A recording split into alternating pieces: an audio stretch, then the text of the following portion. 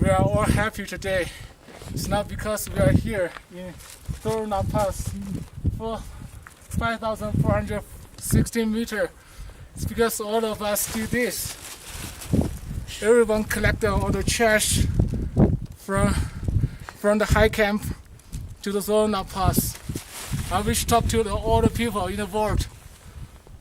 We should save Himalaya, save Rocky Mountains, save those mountains in Europe, save the mountains everywhere in the world.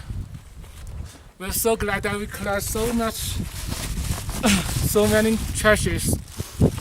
These plastic bags doesn't belong to this nature.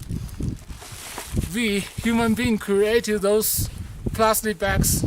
We should recycle it. I suggest everyone come to Annapurna.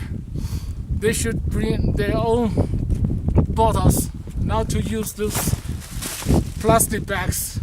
This is not environmental friendly, and we shouldn't buy any plastic bags anymore. We can use the water tablets.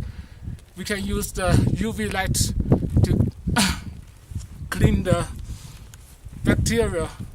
Yeah, I think we all did a great thing today. Thank you.